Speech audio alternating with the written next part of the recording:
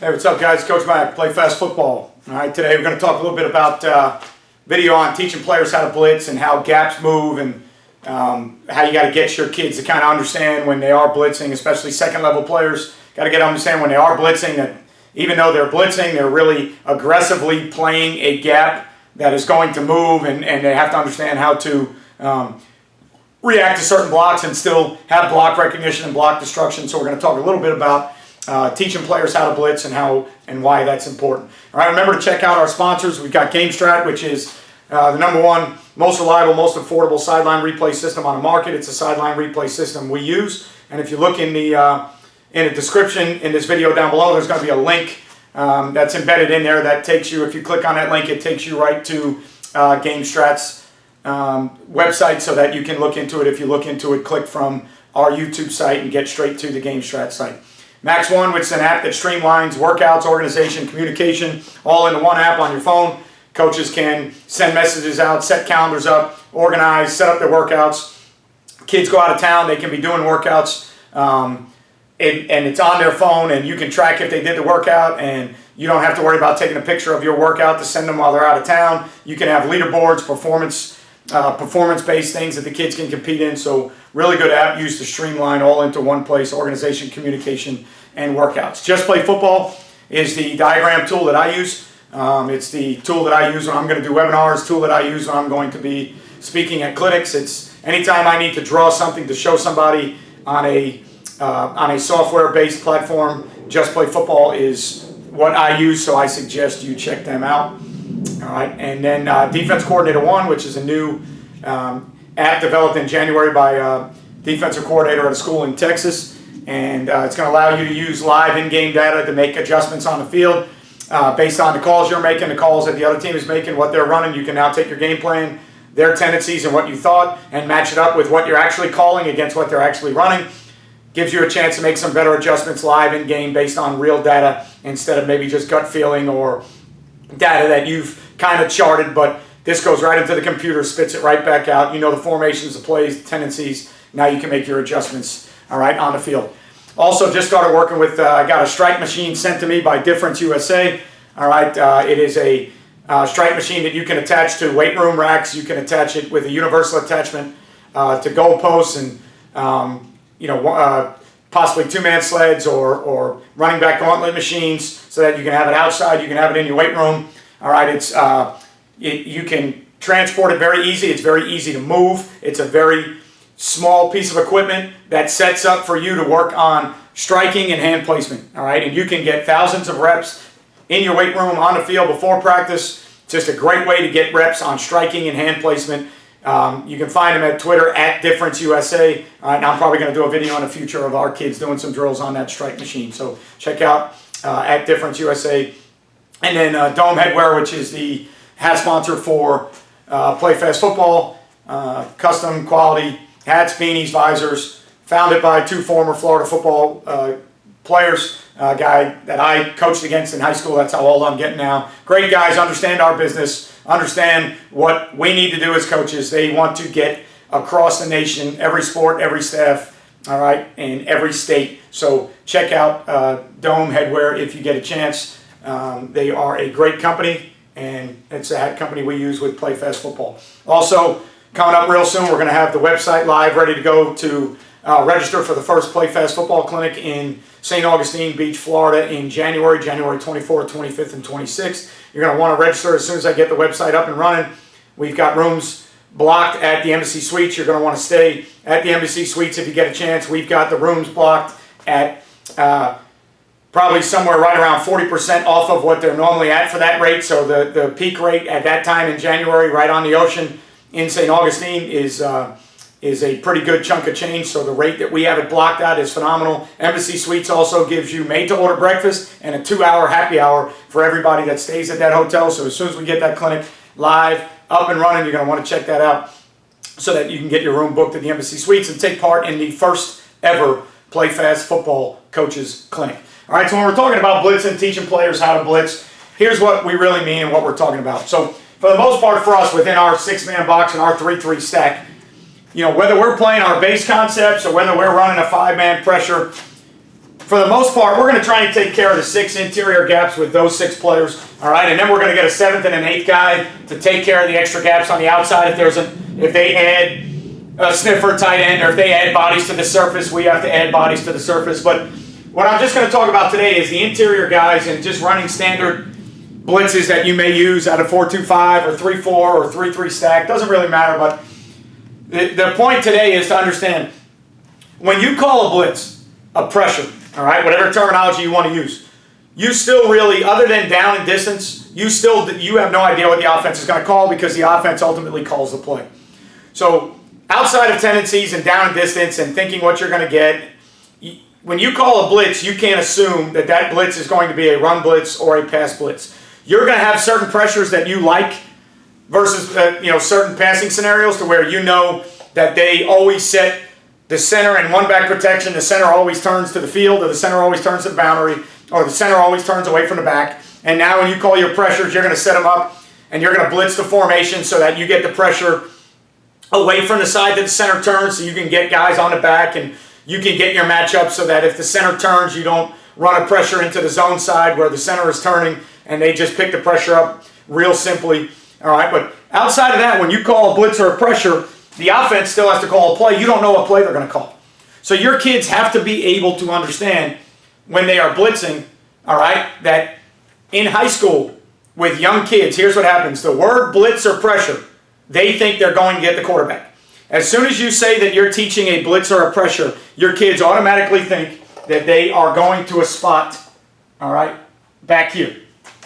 All right, that's just ingrained in their mind until you change that, until you coach that up, until you work on that. They think that blitz or pressure means get to the quarterback. Well, we don't know what play the offense is going to call. All right, we have no idea what play the offense is going to call. So if we run a blitz or a pressure, okay, and for argument's sake, if we just were running the left stack up through the B gap, if he just runs straight through the B gap, assuming that he's running to get back to where the quarterback's going to be in a passing down situation, and we get certain run schemes, and he's not in the B gap anymore, all right, we're going to have issues, because ultimately, even in our pressures, what we try to do is we try to take those 6 interior gaps and play them with our 6 bodies. So if we just looked at, one of the first ones we always put in, if we just looked at a version of America's Blitz, and we're going to long stick there, and we'll bring the stack behind, and we'll bring, all right, the lion off the edge. When we run this pressure, we still have a C-gap player on this side, a B-gap player on this side, an A-gap player on this side, an A-gap player on this side, a B-gap player, who's that player right there, and a C-gap player. All right, so we've got all 6 of those interior gaps in a 2x2 one-back set. We've got all 6 of those interior gaps taken care of, okay? But what our kids have to understand is just because we are moving and pressuring, that doesn't mean that all these moves and pressures are things that just happen to get to, for argument's sake, all right, the lion there and the Mike there and the end there and the nose there, and then obviously the rush, you don't have to worry about it as much because he's playing the B-gap but not blitzing it, and let's say the anchor to that spot. Those movements are not designed for these kids to run straight to a cone in that gap or in that area 6 yards or 7 yards deep because the quarterback's going to be in the pocket throwing the football. That's not what they're designed to do. What they're designed to do is they're designed to change how you are playing certain gaps so that the offense has to change, all right, possibly how they are comboing, working, or how they are blocking everybody in those gaps. So you're changing how we play our base 3-3 box, all right, and we're changing what we're doing so that they understand we're playing these gaps in an aggressive manner. And that's how I try to teach it to my kids. My linebackers, my end that's long sticking, my nose that's moving to the right. You're playing this new gap in a very aggressive manner, but while you're doing so, you are still block reacting, block destructing along your path of your new blitz pressure movement, whatever you want to call it. Okay, so like for us, okay, when we move this nose one gap to this side, this nose has to understand that he is now reading the block of that adjacent guard. We're not just moving the nose in this A gap and trying to rifle him back to that spot as fast as he can possibly get there. No, we're moving the nose to this A gap to control this A gap. Now, if the nose were to get a pass set from that guard, and he continues to rush the passer, that's a different story. But the nose has to understand how to treat a down block from this guard, an outreach zone block working away from him from that guard, possibly this guard pulling and going back behind the center. We got to be able to teach the nose all those scenarios of what we want him to do based upon what that guard does. Okay? When we teach this end to two-gap long stick, he's got to understand that he's now reading, all right, that guard to potentially, all right, we look at the guard first and then maybe the center depending on the player. But here's two things that we want to know. When we long stick away, if that guard comes at us at all, we are going to cross his face. All right, if that guard works out to us in our long stick at all, we are going to cross his face. If that guard works away from us in a zone theory or a gap theory down, we have got to kind of flatten that thing out and put that guard's body in the A-gap. There's two ways to play a gap. Your body or the offensive lineman's body. Either way, we need that A-gap clouded up so the ball can't go there because that end is that A-gap player. So if he works this long stick and that guard's moving away from him, he can't just snap up the field and try and run to that spot back there. He's got to flatten out, all right, and kind of chase the hip of where that guard's going now. And if he can't get himself into the A-gap, he's got to put that guard in the A-gap so that the ball can't go there. All right, the Mike linebacker's blitz in the B-gap, he's got to be cognizant of what that guard does because he can never let that guard overtake him. Otherwise, we have two bodies in the A-gap. Okay? He's got to be cognizant of a possible down block coming from the tackle. He's got to be inside a zone scoop or a down block of the tackle. He's got to be outside of a zone scoop or, a down block theory of the guard. And any reach or outside zone or hard runs going to the right, he's got to make sure that he never ends up inside the guard. Why? Because the B-gap is the outside shoulder pad of the guard, and the B-gap's going to move. All right? We're sending a player to the A-gap. We're sending a player to the C-gap. They have to understand that. Now, the edge player, all right, for us, the thing he's got to understand is he's going to become the quarterback player for us in this pressure.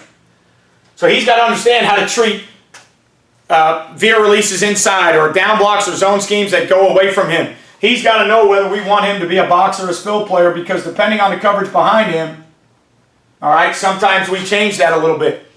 All right, when we first teach 5- and 6-man pressures, we teach our guys off the edge that they're going to box no matter what. Why? Because when they're playing that technique, I want them to understand you are the outside component of option plays. All right, so if it's a inside zone play, you're the quarterback player.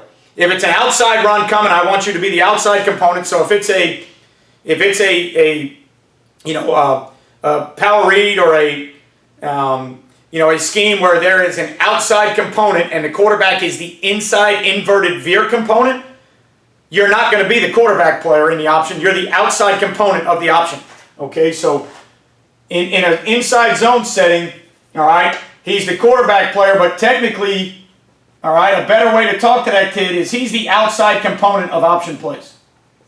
Why? Because now in the days with inverted veer, the quarterback might be the inside part of the veer concept. If they're running a jet sweep or a theory where there is an inverted veer with an outside run, the quarterback actually becomes the dive and the jet sweep player becomes the QB. So you can't just tell him he's a quarterback player. So we want our guys on the edge to know, are you boxing or spilling?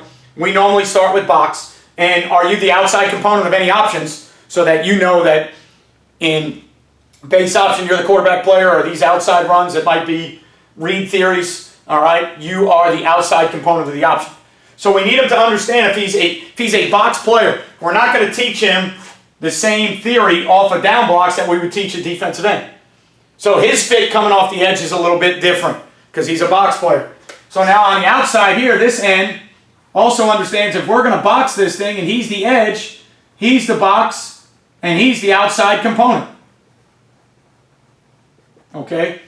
He's the box player, he's the outside component, which means for him, and we try to use buzzwords with our kids. So whether I say box, jet, I try to use a word that tells that end, this is not your normal technique. Okay? Because the ends have a normal technique that they play in base defense, and then as an edge pressure guy, they have a different technique. Okay? So once you get all those components done or all those pieces together and you know that you have the box players and the outside components of the options and then you have the inside gaps taken care of, really in essence it's no different, all right, if they run the football, okay, it's no different for us than fitting far as the gaps are concerned now, I'm not talking about who's fitting where. If we set up in a normal box like this, and we have to fit these 6 gaps with these 6 players, it's the same thing when we pressure aggressively. All right? We're just aggressively playing a gap that is going to move, so our guys that are aggressively playing that gap, whether it be an end long sticking or one gap moving, a backer from the second level blitzing, a backer or a safety from the third level coming down to pressure, those guys that are blitzing have to understand on the move how to read and react to blocks, all right, and proper blitz techniques so that we can understand that if we call this pressure or blitz and they run the football, we don't run right by the darn ball, or we don't run and get trapped or kicked because we are running to a predetermined spot because coach called something a blitz. All right? So once you start talking to kids about stuff like that, now we can dial up our pressures however we want it to. Okay, if we wanted to bring a 6-man pressure, okay, and let's say we wanted to bring a 6-man pressure where we brought the Ram first in the A gap and the Mike second in the B gap. All right, well, here's our box component. Here's our box. All right, so our edge guys are our box. All right, they're going to be the outside part of option plays.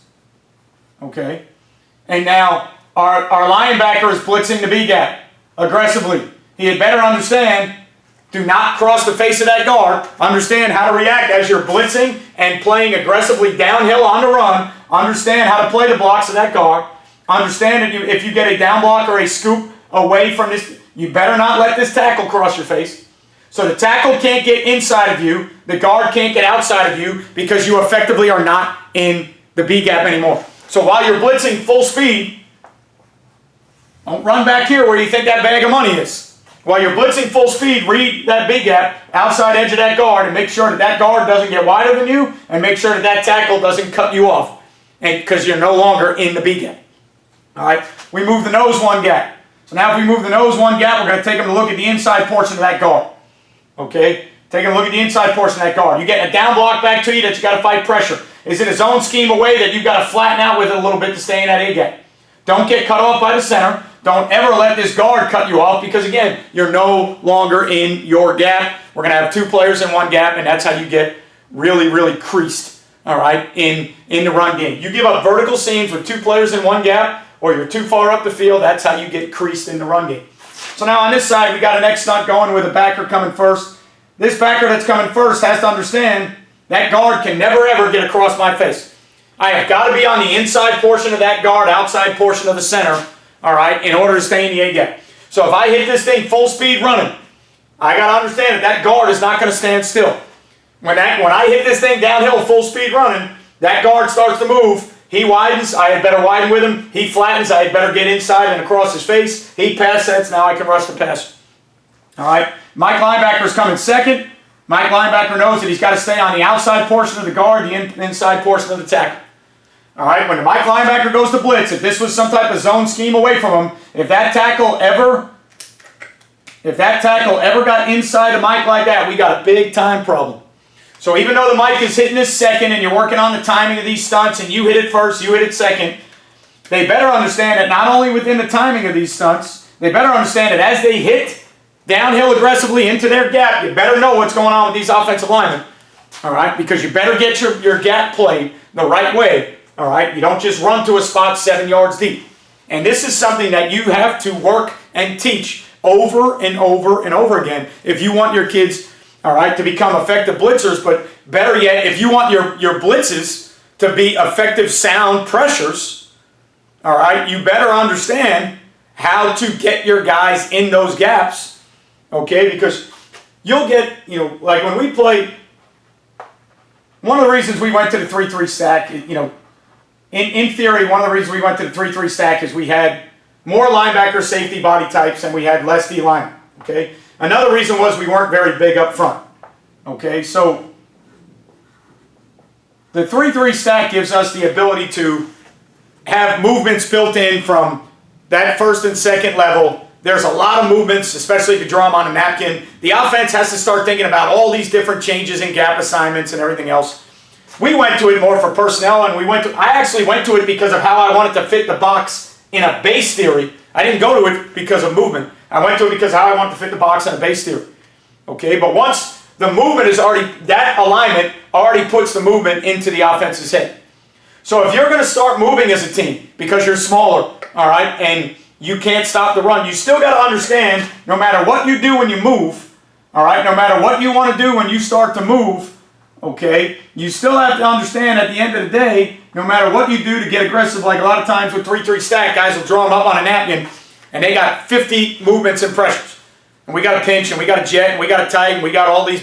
Those are all good if your kids can do them, but the bottom line is these 6 have got to play 6 gaps. They have to understand when they're blitzing and moving, you're just aggressively playing a gap downhill, understand how to fit the run, how to block wreck and block the struck on the move. If you're so fortunate that in high school football you do get a drop back pass and you can go get to that spot, well then now go get to that spot. But don't go get to it until you get a block wreck from the offensive line that says they are pass set. All right, so I think it's very important if you're going to be a pressure team that you understand how to teach your pressures, how to teach the movements, how to teach them what keys or where their keys go when they move. If that end is a guy that's he's 2-gap long sticking, he better understand not only how to 2-gap long stick, but how to read what the heck's going on with that guard when he goes. Otherwise, it's a waste of time. If you've got cross stunts with backers going on, they better know the gap they're going to and the lineman that they're trying to read to make sure that lineman doesn't cut them off or go away from them and they keep going up the field as that gap moves. They better understand within the cross, it's good on paper, you're crossing them, everything looks great. If they don't understand how to play those gaps when they cross, all right, you're not going to be able to fit runs. So when you're teaching pressures and you're teaching movements, second level, first level guys, got to understand on the movement, you're still playing a gap, you're playing a gap aggressively, all right, and with our guys, I like the terminology better of telling them, hey guys, this right here is a 5-man pressure, but really, for us, it's a run movement. We're going to play these gaps aggressively. Don't call it a blitz. Don't call it a pressure. Call it an aggressive run movement. So that we want to play that gap to stop the run as aggressively as we possibly can. Because in my experience, as soon as you say this word in high school, until you have taught it and the kids understand it, that word to everybody equals get to that spot back there. All right, hopefully this helps you guys. Most of you guys, all right, are already doing stuff like this. If you're newer to defense or newer to pressures or blitzes, got to understand how to get your kids where they belong. Use different terminology to teach them differently. Maybe it'll register different in their head. Remember, sometimes it's not always about the X and O's. It's about the words that you use to teach the kids. So if you can find a different way and not say the word blitz and just say, hey guys, this is an aggressive run stunt. Well, coach, there's 5 of us going. Yeah, there's 5 of you going. We don't call it a blitz. We call it an aggressive run stunt. That might be better for you. If your kids understand what blitz means and they understand that it's a schematic way of playing things in an aggressive manner, and they don't think blitz means get the quarterback, then you can go ahead and use the word blitz. But all those things have to be taught. The terminology, the movement, the buzzwords, however you want to look at it, they all have to be taught if you want to be an effective pressure movement team. Understand you're going to have to teach your kids to move. I hope this helps. I appreciate all you guys for watching videos. Click the subscribe button, click the notifications button so you know when we get a new video out. You'll get it every time. And remember, you won't play well till you play fast. Catch you next time.